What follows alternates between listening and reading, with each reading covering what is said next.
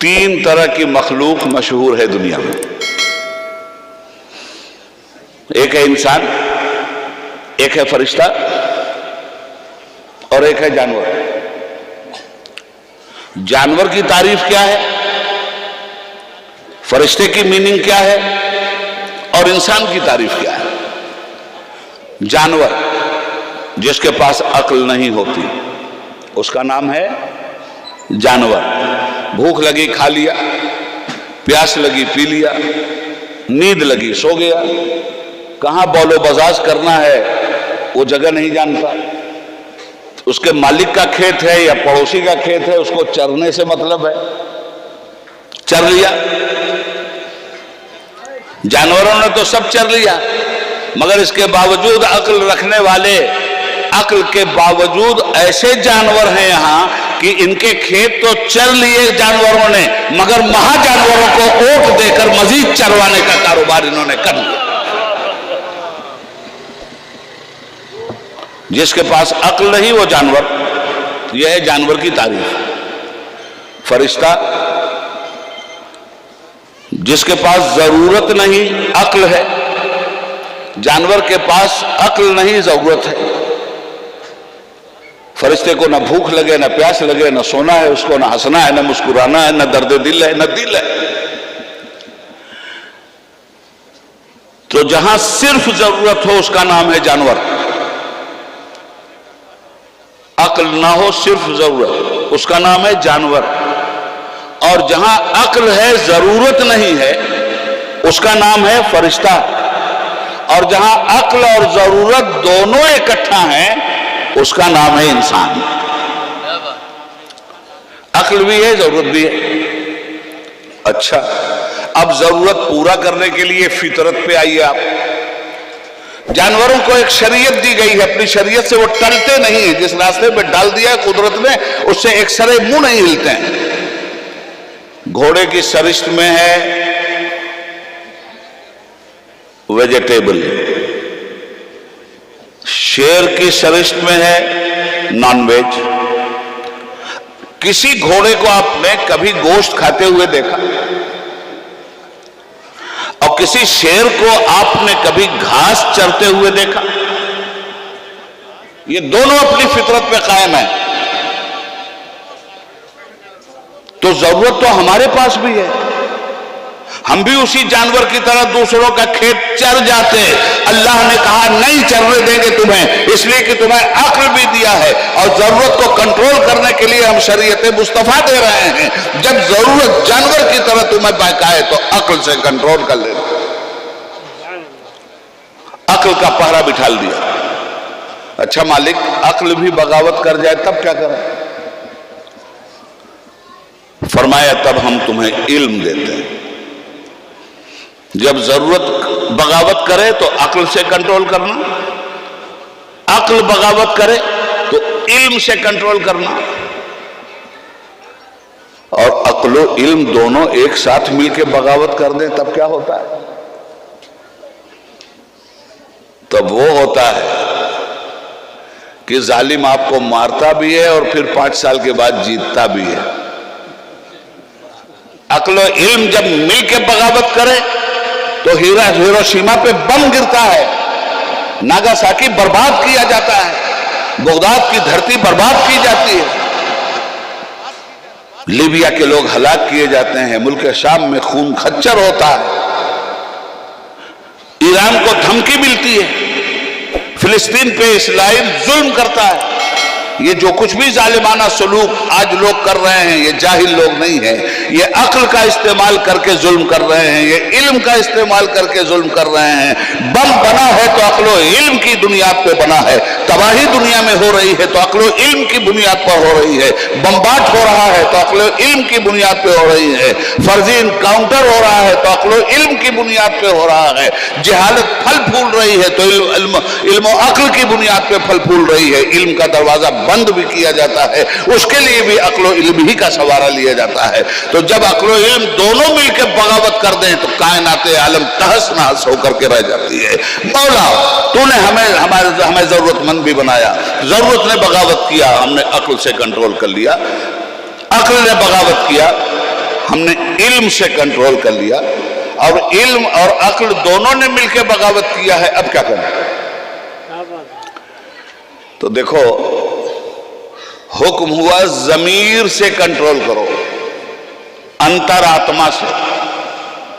ایک آدمی لاکھ ظالم ہو، ظلم کرتے کرتے ایک ننھا سا بچہ اس نے دیکھا اور اس کی تلوار کی باڑ پہ وہ بچہ آ گیا، تو اس ظالم کا ہردے جاگا، انتر آتما جاگی، ضمیر جاگی، اور ظلم کرنے کے بجائے اس بچے کو اس نے اپنی گود میں لے لیا، پالا پوسا۔ یہ اور بات ہے کہ وہ بچہ پلنے پوسنے کے بعد شہزادے وقت بن کر سلطنت نبوت کی کافی تاج پہن کے موسیٰ بن کے کھڑا ہو۔ یہ انتر آتما ہی تو جاگی تھی فرعون کی، جو بنی اسرائیل کے بچوں کو قتل کر رہا تھا۔ موسیٰ کو کیسے چھوڑ دیا جاتا؟ یہ انترآتما جاگی تھی کہ یہ بچہ ہمارا جانشین ہوگا، یہ تو ہمیں پانی سے ملا ہے، موسیٰ ہے۔ موسیٰ کے معنی ہی پانی والا، پانی سے بہتے ہوئے آئے تھے۔ تو جب عقل اور علم بغاوت کریں تو ضمیر سے کنٹرول کرو، انترآتما سے۔ مولا ضمیر بھی بغاوت کر دے تب کیا کرے؟ تو بڑی خطرناک صورت ہے نا۔ تو پھر فرماتا ہے وَيُعَلِّمُهُمُ الْكِتَابَ وَالْحِكْمَةَ وَيُزَكِّيهِمْ۔ ضرورت بغاوت کرے تو علم و علم سے، عقل بغاوت کرے تو علم سے، علم بغاوت کرے تو ضمیر سے اس کو کچلو، اور ضمیر بغاوت کرے تو صاحب ضمیر، روشن ضمیر حضرت محمد مصطفیٰ صلی اللہ علیہ وسلم کے پاس آؤ، یہ تمہاری انترآتما کو پاک کر دیں گے۔ وَيُعَلِّمُهُمُ الْكِتَابَ وَالْحِكْمَةَ وَيُزَكِّيهِمْ۔ یہ علم و حکمت کا آبشار ہے مصطفیٰ، یہ تزکیہ کے تاجدار ہیں مصطفیٰ، یہ عقیدے کا بھی تزکیہ کر دیں گے، عمل کا بھی تزکیہ کر دیں گے، فکر کا بھی تزکیہ کر دیں گے، اخلاق کا بھی تزکیہ کر دیں گے، انقلاب کا بھی تزکیہ کر دیں گے، سیاست کا بھی تزکیہ کر دیں گے، معاشیات کا بھی تزکیہ کر دیں گے، کلچر کا بھی تزکیہ کر دیں گے، تہذیب کا بھی تزکیہ کر دیں گے، تمدن کا بھی تزکیہ کر دیں گے۔ صاحب تزکیہ ہے مصطفیٰ۔ اچھا حضور کے پاس آؤ، ساری گندگی دور کرنا ہے تو کہاں قرآن نے بھیجا ہمیں؟ وَيُزَكِّيهِمْ، رسول کے پاس آؤ۔ چلیے صاحب ہم آگئے مزکی کے پاس۔ 11 ہجری میں ایک وقت ایسا آیا کہ رسول کو اللہ نے اپنے پاس بلا لیا، حضور دنیا سے تشریف لے گئے۔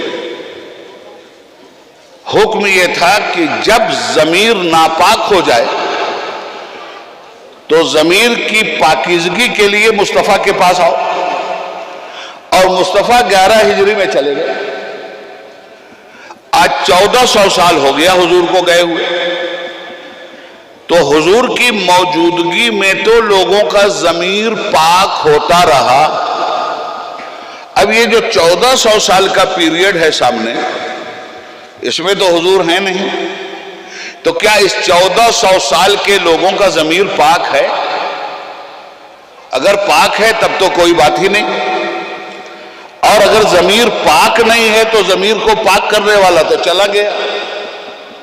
اسی کا جواب دیا ہے مرشد برحق نے، تو زندہ ہے واللہ، تو زندہ ہے واللہ، میرے چشم عالم سے چھپ جانے والے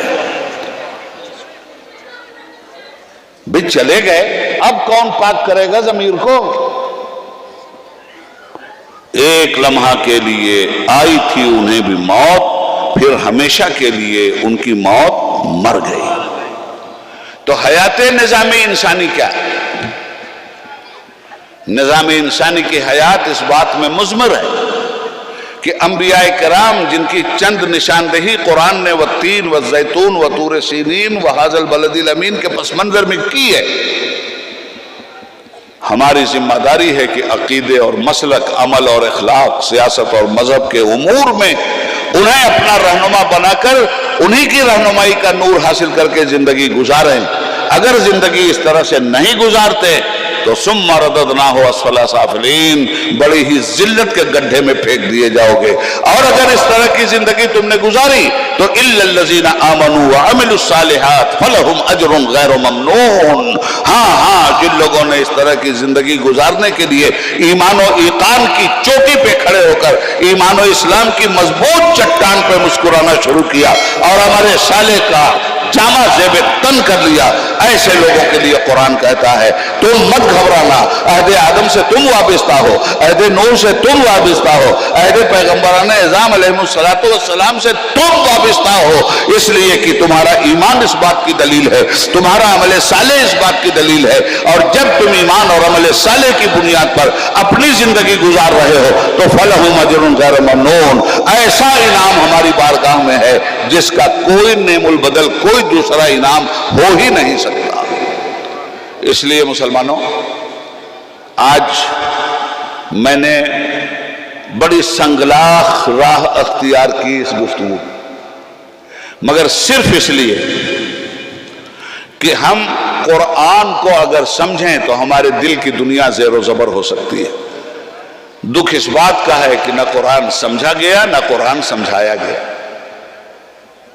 روح قرآن تک اس قوم کو پہنچایا ہی نہیں گیا۔ میں صاف صاف بات کہہ رہا ہوں، اگر روح قرآن تک اس قوم کو پہنچایا گیا ہوتا تو آج یہ قوم انتشار کا شکار نہیں ہوتی، اس لیے کہ قرآن انتشار ملت نہیں سکھلاتا، قرآن اتحاد ملت سکھلاتا ہے۔ کنتم خیر امۃ اخرجت للناس تأمرون بالمعروف وتنہون عن المنکر وتؤمنون باللہ۔ قرآن کریم کہتا ہے جمیعا ولا تفرقوا، فرقہ فرقہ بن کر کے مت رہو، فرقہ بندی مت کرو، اتحاد امت کا ثبوت دو۔ اتحاد نہیں ہے ہماری زندگی آج برباد اور ذلت کا سامنا کر رہی ہے، اس میں کوئی دو رائے نہیں۔ کیوں ذلیل ہو گئے ہم؟ کیوں بازیچہ اطفال ہو گئے ہم؟ کیوں دوسروں کی خواہشات کے فٹ بال ہو گئے ہم؟ وہ قرآن سے جو ایمانی حرارت ہمیں لینی چاہیے تھی ہم نے نہیں لیا، قرآن کریم سے ہمارا رشتہ مضبوط نہیں ہوا۔ جلسے میں آئے 4 کرامت سنا اور 5 معجزہ سننا، یہ ہاتھ اٹھایا نعرہ تکبیر، نعرہ رسالت، نہ نعرہ تکبیر کا مطلب سمجھا نہ نعرہ رسالت کا مطلب سمجھا۔ اور کوئی اگر اصلاح عمل کے لیے سچی بات کہہ دے تو وہ پلپلا ہے، وہ صلح کلی ہے، وہ دین سے ہٹا۔ ابے دین سے تو ہٹا ہوا ہے، نعروں میں اس قوم کو غارت کر دیا تم لوگوں نے، شخصیت پرستی میں تم نے اسلام کو دروازے پر جانے نہیں دیا، اس قوم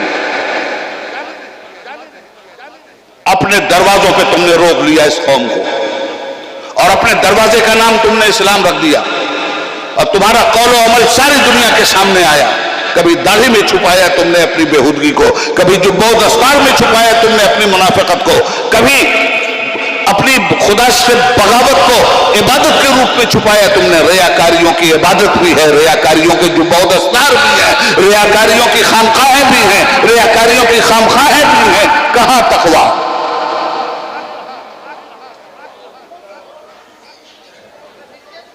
کدھر اسلام؟ کس دروازے پہ جا کے ہم اسلام کو تلاش کریں؟ کہاں جا کر ایمان کی سلامتی کی دعائیں مانگیں ہم؟ ہر چیز میں تو ملاوٹ ہو گئی۔ گوالا دودھ میں ملاوٹ کرتا تھا پانی ڈال کے، آج تو ہم مسلمان لوگ شریعت میں ملاوٹ کر رہے ہیں، عقیدے میں ملاوٹ کر رہے ہیں، اعمال میں ملاوٹ کر رہے ہیں۔ دکھاوے کی داڑھی، دکھاوے کی ٹوپی، دکھاوے کا نعرہ۔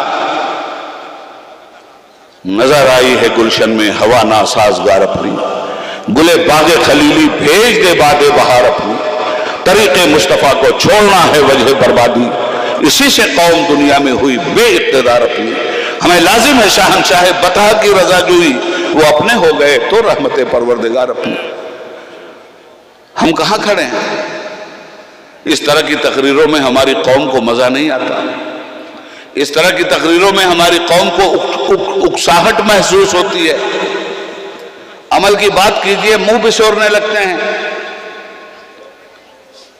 صاحب نے کہا صاحب آپ اتنا چیختے چلاتے ہو، مسلمانوں پہ اثر کیوں نہیں ہوتا؟ کیوں اتنی تقریریں کرتے ہیں؟ کیوں رات بھر جاگتے ہیں؟ کہاں مسلمان قبول کر رہا ہے آپ کی گفتگو؟ بات تو صحیح کہا تھا اس نے، کہنے والے نے، مگر میں کہتا ہوں کہنے والے سنو، مسلمان سنیں نہ سنیں، اذان تو ہم دیں گے۔ مسلمان نماز پڑھنے نہیں آتا تو اذان دینا بند کر دیں؟ جمعہ کی نماز کی طرح مسلمان 5 وقت کی نماز نہیں پڑھتا تو کیا ہم اذان دینا بند کر دیں؟ مسلمان آئے نماز پڑھنے چاہے نہ آئے اذان دی جائے گی۔ یہ اسٹیج سے اذان دی جا رہی ہے، کعبے سے چیخ چیخ کے روکا کیے شیوخ، اور میں نے بڑھ کے دیر کی چھاتی پہ دی اذان دی جائے گی۔ آپ سنو نہ سنو، مانو نہ مانو، اپنے حالات پر نگاہ ڈالو، تجربات کی دنیا دیکھو، دوسری قومیں کہاں سے کہاں پہنچ گئیں، ہم اور آپ کہاں کھڑے ہیں؟ نہ محلے میں اتحاد، نہ مدرسے میں اتحاد، نہ خانقاہ میں اتحاد، نہ مولویوں میں اتحاد، نہ پیروں میں اتحاد، نہ عوام میں اتحاد۔ کہیں یہ لفظ اتحاد کون سی چڑیا ہے مسلمانوں کو پتہ ہی نہیں۔ ہاں اختلاف ہر جگہ ہے، مدارس میں جائیے اختلاف، خانقاہوں میں جائیے اختلاف، مسالک میں جائیے اختلاف۔ اختلاف تو ہماری بنیاد بن گیا ہے، اور قرآن کہتا ہے کہ اختلاف کرو گے تو تمہاری ہوا اکھڑ جائے گی اور تمہیں کوئی ذلت سے نہیں بچا سکتا۔ تو ضرورت ہے مسلمانوں مسلمان بننے کی۔ ہم لوگ اسمی اور رسمی مسلمان ہیں، ہم لوگ حقیقی مسلمان نہیں ہیں۔ ہماری طبیعت کو جو چیز اچھی لگتی ہے اور اسلام نے اسے اچھا کہا اور اتفاق سے ہمیں بھی اچھی لگتی ہے، تب تو ہم بہت بڑے مسلمان بن جاتے ہیں۔ اور جو چیز اسلام کو اچھی لگتی ہے، ہمارا نفس بغاوت کرتا ہے، تو ہم ہیلا اور تعویل کا راستہ نکالنے لگتے ہیں۔ یہ ہے ہماری زندگی۔ تو اللہ تبارک و تعالی نے ہندوستان کی سرزمین پر ان مدارس عربیہ کا جو ہمیں تصور بخشا ہے، دراصل وہ اسی کے لیے ہے۔ یہاں سے نکلنے والے سرما لگا کے آنکھ دکھاویں، کپڑا پہن کے کپڑا دکھاویں، مدرسے کا طالب علم دوسرے ماڈل کی طرح جیے۔ ارے تم کو مبلغ بنایا جا رہا ہے، تمہیں خادم دین بنایا جا رہا ہے۔ عالم دین ہونے کے گھمنڈ میں مت آنا، عالم دین ہونا آسان بات نہیں ہے۔ یہ ایک پرچے کی سند لے کے عالم نہیں بنتا آدمی۔ عالم کی سند کے لیے عقیدے پر عمل کے اظہار کا مظاہرہ ہوتا ہے، تب صحیح معنوں میں سند سامنے آتی ہے۔ ہم اپنے پڑھنے کے زمانے میں شریعت کے کتنے پابند ہیں۔ ہم اپنے پڑھنے کے زمانے میں اپنے کپڑا، اپنے پہناوا، دیکھو کپڑے جو ہوتے ہیں وہ قوموں کی پہچان کی علامت بنتے ہیں۔ کپڑوں سے لوگوں کا بیک گراؤنڈ پہچانا جاتا ہے۔ طرح طرح کے کپڑے لوگ پہنتے ہیں نا، کرتا پیجامہ پہننے والے بھی کپڑا پہن رہے ہیں، شرٹ پہننے والے بھی کپڑا پہن رہے ہیں، کپڑوں پہ فوٹو چھپا ہوا ہے وہ بھی کپڑا پہن رہے ہیں، سینہ کھول کر کے چل رہے ہیں کپڑا پہنے وہ بھی کپڑا پہن رہے ہیں، عورتیں کپڑا پہن کے ننگی ہیں وہ بھی کپڑا پہن رہی ہیں۔ تو کپڑا جو ہے اپنے پہننے والے کے عقیدے، عمل اور اخلاق اور سیرت کا انٹروڈکشن کرواتا ہے خالد میاں۔ یہ کپڑا بتاتا ہے کہ آپ کس قماش کے آدمی ہیں، آپ کی فکر کیا ہے، آپ کا ماڈل کیا ہے، آپ کی نیت کیا ہے، آپ کا طریقہ کیا ہے۔ اسلام نے جہاں سب کچھ آپ کو دیا وہاں کپڑا بھی دیا ہے۔ ارے یہ دین تو قسم خدا کی کیسا دین ہے۔ زندگی کا کوئی شعبہ نہیں ہے جس میں رہنمائی کا نور لے کر یہ دین نہ کھڑا ہو اور میرے مصطفیٰ کا مسکراتا ہوا چہرہ قائدانہ صلاحیت کی باوقار منزلوں سے نہ گزر رہا ہو۔ کیا نہیں سکھایا؟ کپڑا پہنو تو یہ دعا پڑھو، کپڑا اتارو تو یہ دعا پڑھو، جوتا پہنو تو پہلے کس پیر میں پڑھو اور پہنو تو پھر کیا پڑھو۔ اجی یہاں تک پڑھایا، اٹھو تو کیا پڑھو، بستر پہ جاؤ تو کیا پڑھو، جمائی آئے تو کیا پڑھو، چھینک آئے تو کیا پڑھو، کھانا کھاؤ تو کیا پڑھو، کھانا کھانے کے بعد فارغ ہو جاؤ تو کیا پڑھو، یہاں تک کہ لیٹرین میں بھی جاؤ تو کیا پڑھو۔ اللہ اللہ ایسا دین اس قوم کو عطا فرمایا گیا، مگر تو ہی نادا چند قدیوں پر قناعت کر گیا، ورنہ گلشن میں علاج تنگی دامہ بھی تھا۔ دین کو چند مخصوص رسموں کا پابند بنا کر اس قوم نے قبول کیا ہے، اور ان رسموں کو بھی پورا نہیں کرتے۔ نماز کو رسم بنا لیا مگر جمعہ ٹو جمعہ، روزے میں تراویح کو رسم بنا لیا، فرض چاہے چھوٹ جائے تراویح نہیں چھوٹے گی۔ کیا ہے یہ؟ اس لیے میرے بھائی عملاً ہمیں مسلمان بننے کی ضرورت ہے۔ راستہ ہمارے پاس اسلام کے علاوہ نہیں ہے، نہیں ہے، نہیں ہے۔ اس لیے کہ جتنے بھی راستے اور جتنے بھی نظام اور جتنے بھی عزم آئے ہیں، یہ انسانوں کے ذہن اور انسانوں کے مخصوص علم و عقل کی اختراع ہے، یہ حقیقی علم نہیں ہے۔ حقیقی علم تو وہ ہے جو وہاں سے آ رہا ہے اور پیغمبر کے سینے پہ نازل ہو رہا ہے۔ تو بہت کچھ کہہ دیا میں نے اور بہت کچھ سن لیا آپ نے۔ اللہ رب العالمین ان مدرسوں کو زندگی عطا فرمائے۔ آپ لوگ اس ماحول میں ان مدرسوں کی لاج رکھیے، ان کی مدد کیجیے، علماء کی قدر کیجیے، اور علماء کرام اپنی ذمہ داریوں کو، سب سے زیادہ ذمہ داری علماء کی ہے۔ ہم امید کرتے ہیں کہ آج کے اس جلسے میں جو کچھ آپ نے سنا ہے اس پر عمل کرنے کی بھی کوشش کریں گے۔ پوری گفتگو میں یا اللہ اگر مجھ سے کسی طرح کی کوئی شرعی خطا ہوئی ہو تو اپنی کم علمی کی بنیاد پر میں اس کا معترف ہوں، اور تیری بارگاہ میں تیرے بندوں کو گواہ بنا کر تیری بارگاہ میں توبہ کرتا ہوں۔ استغفر اللہ ربی من کل ذنب واتوب الیہ۔ رب اشرح لی صدری ویسر لی امری واحلل عقدۃ من لسانی یفقہوا قولی۔ خوب کی شہر چمن پھول چنے شاد رہے، باغباں جاتا ہوں گلشن تیرا آباد رہے۔ والسلام علی من اتبع الہدی۔ خدا حافظ۔ السلام علیکم ورحمۃ اللہ وبرکاتہ۔